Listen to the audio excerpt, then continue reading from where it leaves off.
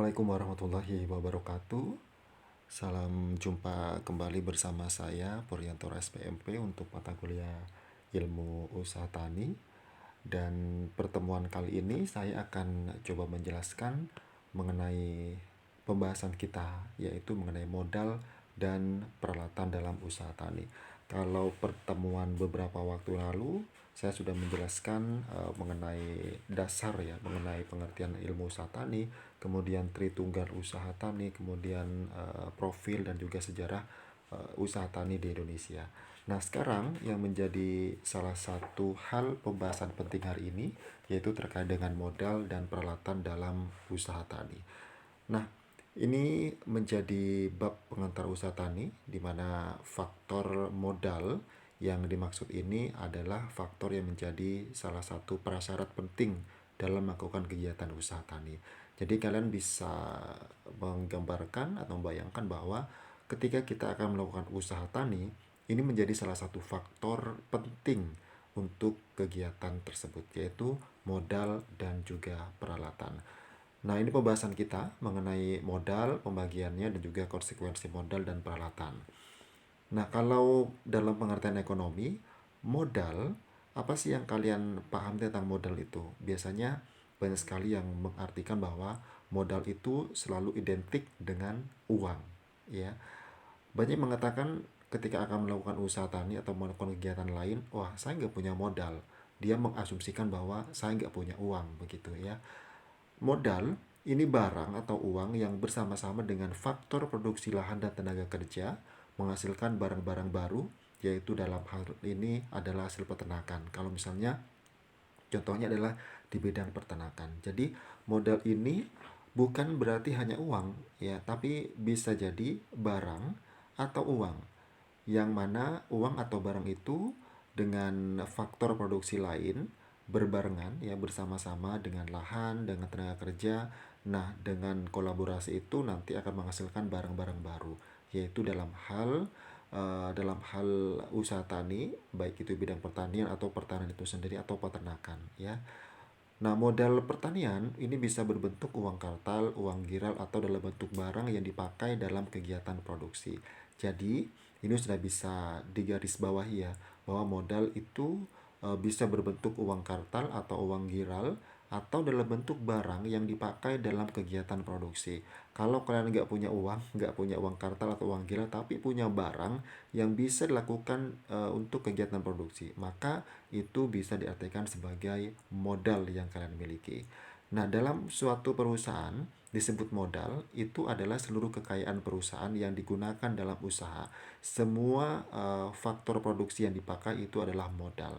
Modal perusahaan ini terbagi atas modal tetap dan juga modal tidak tetap.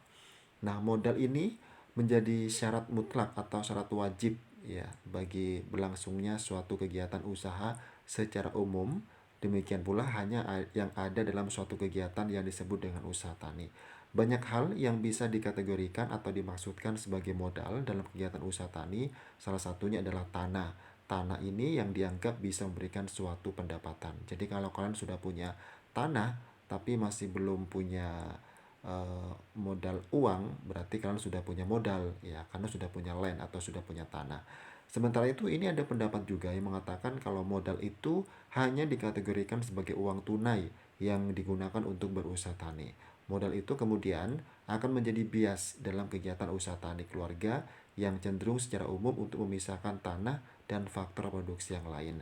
Nah, modal secara umum ini belum bisa dipisahkan antara modal usaha dan juga modal pribadi. Ini menjadi hal yang banyak terjadi ya, yaitu belum bisa membedakan atau memisahkan antara modal usaha dan juga modal pribadi.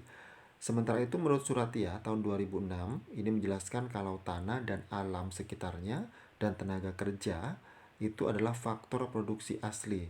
Sedangkan kalau modal dan peralatan ini adalah substitusi faktor produksi tanah dan tenaga kerja.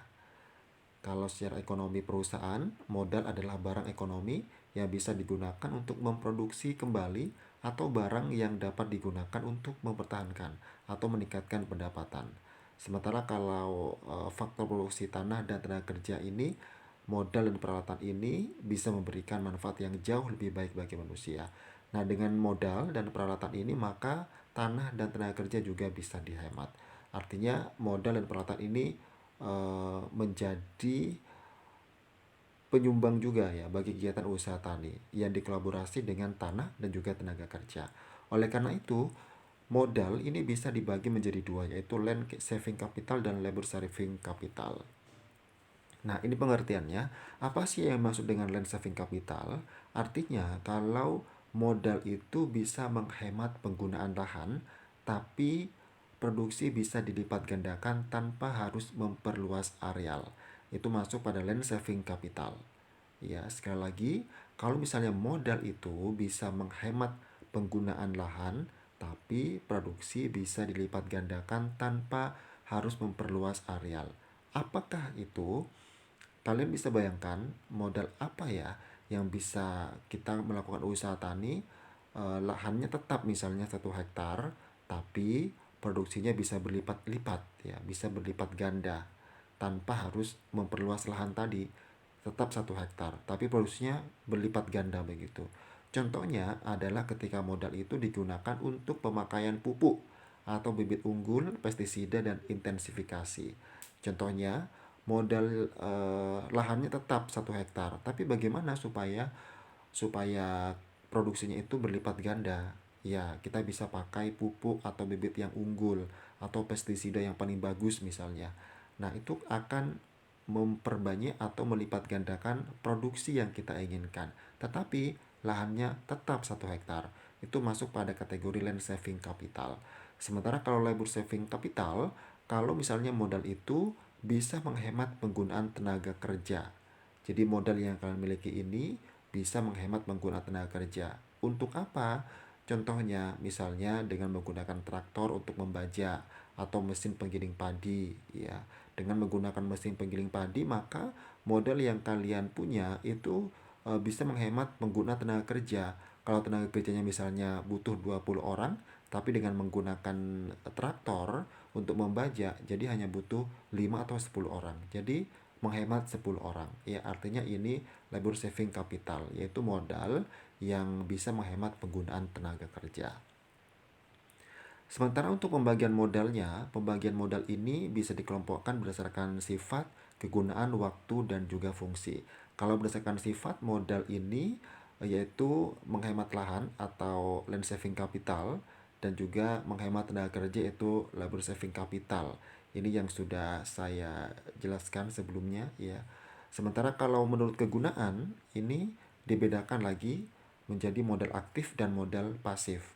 Apa itu modal aktif? Nah, modal aktif ini modal yang secara langsung maupun tidak langsung bisa meningkatkan produksi. Ya, modal yang aktif ya. Aktif ini artinya uang atau barang atau hal lainnya yang secara langsung itu ataupun tidak langsung bisa meningkatkan produksi. Misalnya pupuk dan bibit unggul. Ya, pupuk sama bibit unggul ini kan eh, secara langsung bisa meningkatkan produksi begitu ya. Sedangkan yang tidak langsung contohnya adalah terasering ya. Terasering ini menjadi modal aktif tapi tidak langsung ya, tidak langsung bisa memberikan produksi. Sementara kalau modal pasif adalah modal yang digunakan hanya untuk sekedar mempertahankan produk. Misalnya penggunaan bungkus, karung, kantong plastik, dan gudang. Ini sudah tidak mempengaruhi jumlah produksi ya. Kalau misalnya kantong, bungkus, karung, plastik, dan juga gudang ya.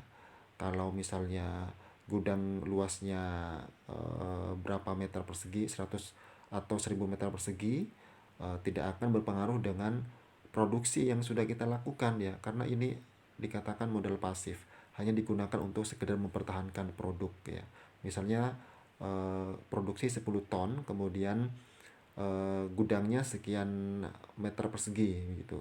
Nah, supaya produksinya meningkat, luas bangunannya ditambah misalnya. Sudah tidak bisa ya, tidak bisa mempengaruhi produksi. Itu yang dikatakan dengan modal pasif karena hanya untuk mempertahankan. Jadi gudangnya itu hanya untuk mempertahankan produk misalnya supaya tidak eh, supaya tidak terserang dengan hama-hama atau penyakit atau hama ya. Misalnya ada tikus atau lain sebagainya ke gudang sehingga gudangnya didesain sedemikian rupa ya. Sehingga ini dikatakan modal pasif karena mempertahankan produk ya. Itu kalau berdasarkan kegunaan, sementara kalau berdasarkan waktu, atas dasar waktu pemberian manfaatnya, modal ini dibagi menjadi modal produktif dan juga modal prospektif. Nah, modal produktif ini jika langsung bisa meningkatkan produksi. Misalnya penggunaan pupuk dan bibit unggul, ini yang saya jelaskan tadi, itu kalau berdasarkan waktu masuk pada kategori modal produktif. Kalau modal prospektif itu bisa meningkatkan produksi tapi baru akan dirasakan pada jangka waktu yang lama, misalnya investasi atas lahan dan pembuatan teras ring. Itu berdasarkan waktu, ya. Modal produktif ini kan langsung begitu ya. Produktif langsung bisa meningkatkan produksi. Kalau sekarang sedang menanam padi ya atau produk usaha tani lainnya kemudian diberi pupuk maka beberapa bulan ke depan hasilnya sudah bisa kita lihat begitu. Itu artinya secara langsung bisa meningkatkan produksi. Kemudian kalau berdasarkan fungsi, atas dasar fungsinya maka modal dibagi menjadi modal tetap dan juga modal tidak tetap atau modal lancar. Kalau modal tetap ini modal yang bisa digunakan dalam berulang kali proses produksi. Modal tetap ada yang bergerak, ada juga yang mudah dipindahkan dan ada juga yang hidup maupun mati. Misalnya cangkul, sabit ataupun ternak ya.